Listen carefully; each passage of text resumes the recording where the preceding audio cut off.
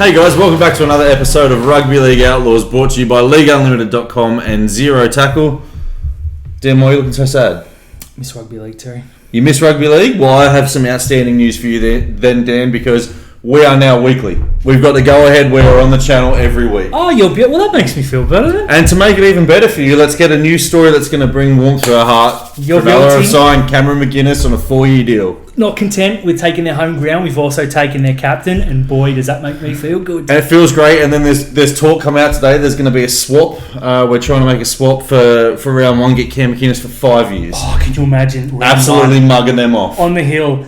We can send them Billy Magulius rather. Yeah. They can have Jack Williams for free, and I'll throw in a premiership winning halfback. Yeah, that's it. That's a deal that they can't refuse. Their halfback's pretty trash anyway. Oh, that's fantastic. Dane Laurie and Paul Mimarowski have swapped teams, and the Panthers general manager has come out and heaped praise on the West Tigers for Paul Mimarowski's development.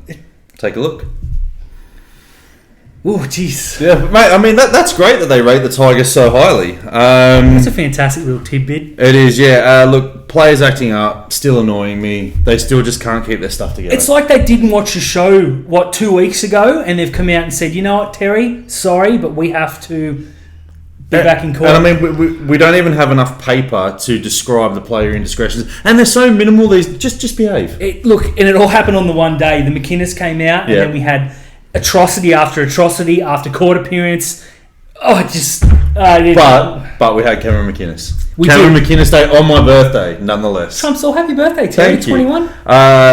Some serious news. Josh Dugan had an injury scare on Friday. Ambulance was called. It was described as a scary neck injury, but he's okay. He tweeted out that he was at home and gave a big shout out to his best mate Buzz Rothfield. That's anytime you hear the word Dugan an injury. Yeah. As soon as you hear the word neck, though, you start to worry, as you should. Sharks took all the precautions. Happy to hear everything's okay. Dukes, big fan of the show. We're happy to have you, mate. That's good news. Good stuff. Talk to me. Let's keep the good news rolling. We're going to start a Supercoach League. As we know, it opened up this week. I've got my team ready. I don't know if I should help people cheat just yet. I might hold that back. Next week, exclusive reveal, Dan's Supercoach League team. We've got a league started up. We're going to get some prizes. I'll put it in the comments. Jump on. Let's go. Yeah, let's do it. I don't really play much of Supercoach, but I'm happy to get trashed by you guys. He's back. Let's do it. I want to take responsibility. We've been a little hard on the Tigers the last few weeks. We have been. So you have my word, for the rest of this episode and possibly the next, no more Tigers jokes. Okay. Predictions. Terry, go. What's your team to slide this year? The Tigers. They're hopeless. Well, yeah. To my credit, I'd lasted as long as I could. You nearly made it without bagging the Tigers. I've got the Knights. Yeah, fair call. They're coming out of the 8. Yeah. Very well. If not, I reckon they'll be in a real scrap for that 8th spot. But talent-wise, I can see them going down. The Pierce saga pre-season, 24 captains. Yeah, I see them sliding a lot. Yeah, it's a fair call. I'm gonna stick with the Tigers. Okay, I'm happy with that. Look, number 2. Who's signing of the season? Signing of the season for mine, if he gets there for round one, it's Cameron McInnes. Otherwise, I'm going to say Jimmy the Jet from the Tigers. I'm hoping he has a good season. I'm a big fan of Jimmy the Jet. For me, one of the Titans, big boys, I'm going to go with Tino. He's not got the hype behind him that Fafita's got, but I think in terms of what they need, he perfectly fits the scheme. Very excited. Who's the top try scorer for you? Probably one of the Bunnies wingers. I think they're going to score a lot of points. But they do. Any Bunnies winger just scores tries. They had that Andrew Everingham in 20 whenever, and he 100 tries. What about Merritt? They came last and he set the try scoring record. Johnson, back-to-back. Yeah, I'm going to go with Josh Adokar. Final year in Melbourne, I think it's going to be a brilliant year from him. It's a fair call too. Who's playing in the grand final this year, Terry? Penrith are going to be in it. They're going to lose again. They're going to lose to the Rabbitohs. I've got the Rabbitohs also against Parramatta. I'm not 100% certain on that, but I'm thinking that. It'll be fun, great fun. Cameron Smith, does he play this year or not? Yes. Yep. Yeah, it's a yes for mine as well. He's going to the Titans. I saw them say during the week they've sort of made it so he can go to the Titans. I don't know if they would ask unless it was in motion. So draw your own conclusions. Yeah, the NRL have said there's enough in the Gold Coast Titans salary cap to get Cameron Smith there for 1 year. Cameron Smith is that. He's going to the Titans. And he goes there, that puts my Titans prediction a lot further up the ladder. From 8 to 6. That's a damn. Yeah. First coach sacked. Yeah. First coach sacked. Depending on Cronulla start, it could easily be John Morris. I feel like he's the first in the canon, but I can't see that happening. Yeah. I just think a lot of teams have settled on coaches. The Broncos and Dragons have got new coaches. I don't know if the Tigers would move Madge on. Nathan Brown is a shot as well because he's already upset some people at the Warriors. Their best superstar player is already leaving. Yeah. I don't know if it's too related, but look, I'm going to go the Dragons coach, Griffin. I think they're just, the negativity there is just too much. But again, he's only a new coach, so I'd be very surprised if him or Brownie did go, but they are good shouts. Would be funny. Dally M winner. Ooh. Adam Reynolds. Yeah, I like that shout, but I'm going to go Jack Whiten back to back. He's the media darling. They love him. They do love him. Yeah, and he seems to pick up points no matter what Canberra do. If it's a close game, Jack Whiten gets some points. He gets the 3. I don't hate that at all. I'm just thinking Souths are going to run away with it early, so I think he'll get a lead. Big question. Which of Newcastle's 23 captains gets the gig full-time? We ran this the other week, and I reckon they've just got to give it back to Mitchell Pearce because their leadership group sucks. It's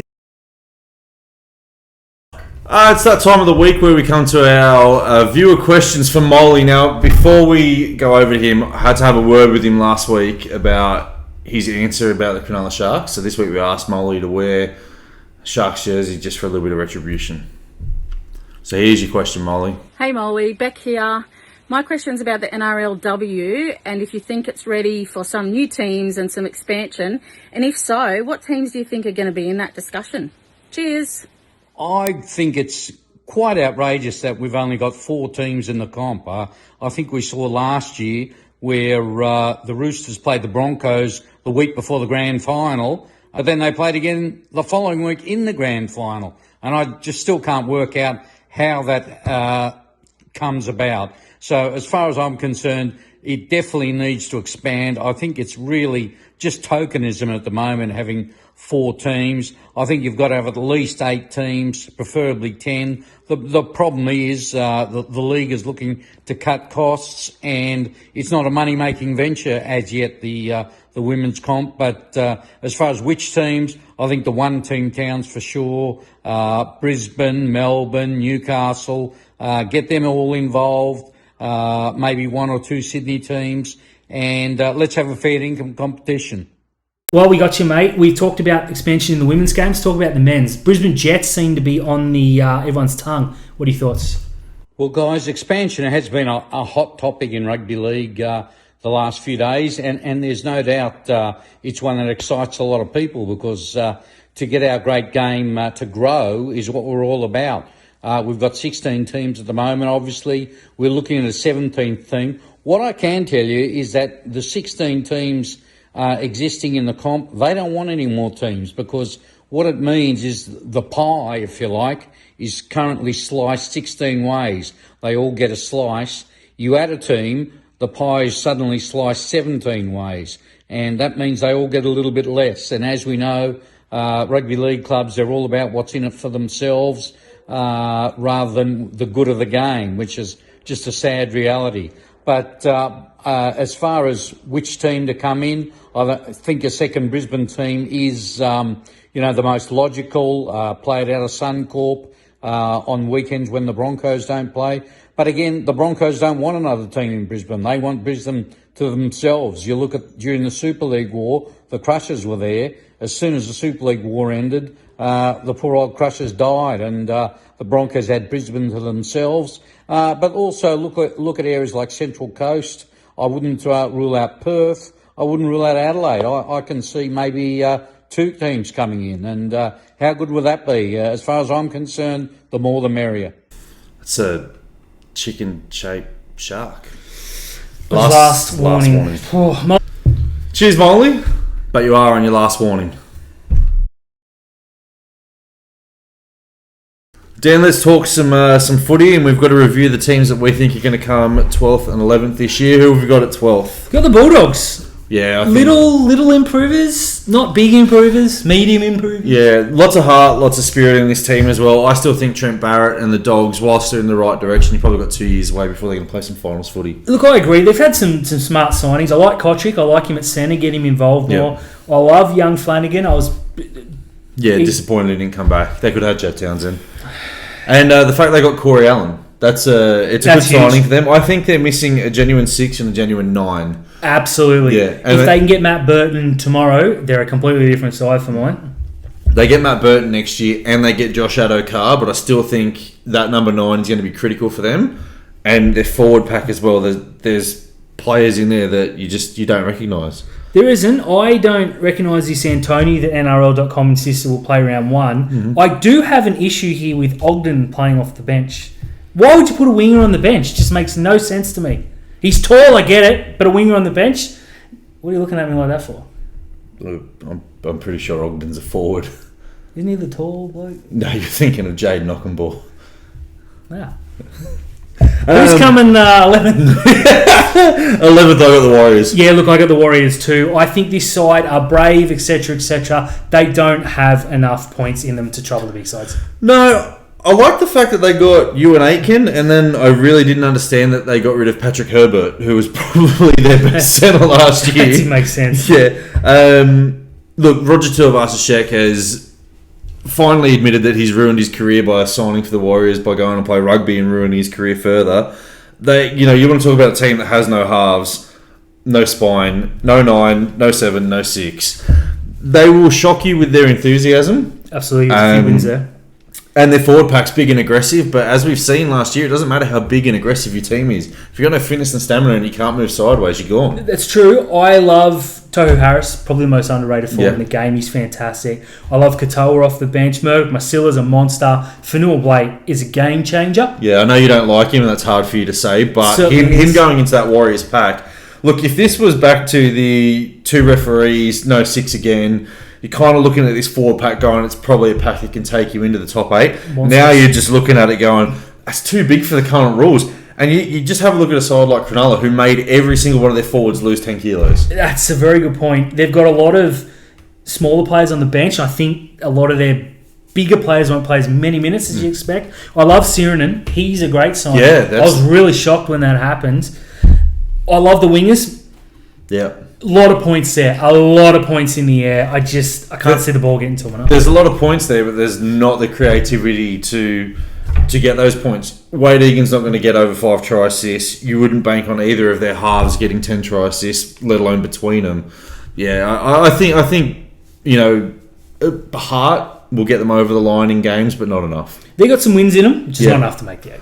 Yeah, they'll probably be upset a few teams here or there, but then they're going to go and lose to like the Broncos. So absolutely agreed. All right, it's time. It is time. Annoying Terry. What's annoying Terry? What's annoying me this week is players signing a year out on their contract for another side, and then turn around saying, "I don't want to play for that side anymore. I want to release." We need a transfer window. That's true. It's worked out well for us this week, though. Yeah, it has, and I think if we had that transfer window, we would be able to get Cameron McGuinness. But now it's this whole discussion that's got to take place. The minute the grand final's over, any player that's 1 year out from their contract, if they sign with another club, let's just make a transfer window. It's a fair call. There are lots of times. I think Crichton did it. Yeah, he played for his arch rival for a year, knowing that he was going across. McInnes is going to do it if you can't get him for round 1 or 2. Yeah, look, I agree. But the Tigers did the right thing. They wanted Dane Laurie and they wanted him now, so they've given Penrith a player, and that's a discussion that has to take place. But open a window for these players who are 1 year out. If they don't want to sign with the team, let them find their club and then work out a way to do it early, and that's what's annoying Terry. Hey guys, thanks for watching another episode of Rugby League Outlaws. Hold on, mate. Benny, go away. Thank you for tuning in again for another episode of Rugby League Outlaws. Don't forget to like and subscribe to Punktured Media. Trash us in the comments. Best comments, we're going to get some prizes out to you very, very soon. See you next week.